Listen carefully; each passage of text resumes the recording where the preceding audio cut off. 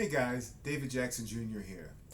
For those of you who follow me, you undoubtedly know that the main thrust of my business has to do with doing business internationally. From the first time I left the United States at the age of 5 to now, I've done business in more than 60 countries around the world.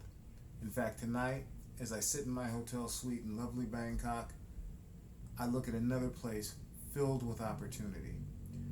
One of the biggest questions that I'm asked by smaller entrepreneurs and would-be entrepreneurs is there anything in the global marketplace for me? And my answer is a resounding yes. In fact, I believe that opportunities for small entrepreneurs are bigger now in foreign countries than they've ever been before. Now, a lot of people would say, why is global business so important? Why should I pay any attention to it? Well, the first answer to that question is very basic, and it's this. Whether you know it or not, the world is a big place. There are a lot of people and a lot of geography. So that means that the markets and the potential markets that are available to you are virtually unlimited. Let me tell you a little story to amplify what I'm saying. I spend a lot of time in the city of Chicago, and there happens to be a store there that is deliciously decadent and sells the best popcorn in the world, in my opinion. And for those of you who know popcorn, you'll know that I'm talking about Garrett's. And while I'm familiar with the Garrett's location on Michigan Avenue, I always know when I see that distinctive blue and gray Garrett's can. So I had an interesting experience about 10 years ago when my son and I were sitting in Singapore in the Great World City Mall, and I happened to look over and see a trademark Garrett's popcorn can. So I said to my son, I said, Justin, that's a Garrett's popcorn can. And he's like, no way, you gotta be kidding, no way. Nobody's got a Garrett's popcorn can here. I said, Justin, as big a connoisseur as I am of Garrett's, I know a Garrett's popcorn can. He continued to doubt me, so embarrassing him like the father of any 20-plus-year-old child would do, I walked up, left the table, and approached the two young men that had the popcorn canister. And I said to them, is that a Garrett's popcorn can? And they looked, and they said, yeah. And I said, where did you get it? And they said, well, there's a Garrett's popcorn just a floor above.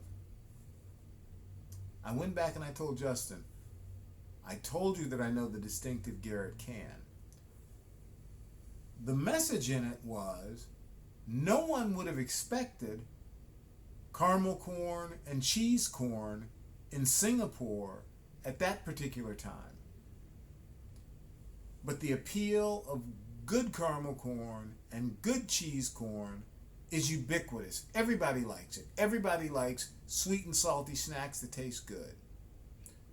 Needless to say, it wasn't long before I was in the elevator and on my way up to Garrett's. Of course, you have large companies that function throughout the world and do very well. Your Boeings, your IBMs, your Coca-Cola. But believe me, even as I'm traversing the streets of Bangkok, I'm surprised at how many Mr. Donut locations I see, how many Mailbox Etc. locations I see, and many other smaller American companies that one would not think would find a home in this dynamic, exotic marketplace. So I don't care what your business is. If you sell Blue Beluga caviar, there's a small corner restaurant in Algeria that's looking for your Blue Beluga caviar. The world truly is your oyster. And your challenge is to learn how to take a bite out of that oyster. And taking a bite out of that oyster requires a little bit of thought, a little bit of creativity, learning how to adapt some of the principles and practices to make your product more suitable to the local market. For example, here in Thailand and in many other parts of Asia, McDonald's has many more pork offerings in sandwiches than we ever see in the United States because the market requires it. So yes, you sometimes have to tweak the market, or you have to change your approach just a little bit, substitute rice instead of French fries, things like that. But that's not a big stretch.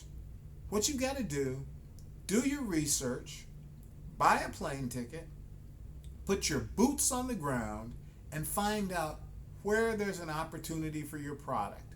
Because I can guarantee you, and I'm particularly talking to you, United States entrepreneurs, there is opportunity that abounds more than you ever know if you're willing to come out, survey the market, and take a chance. Remember, this is fundamental. The world is a big place, and somewhere within this big place, there's room for your product and service. Thanks.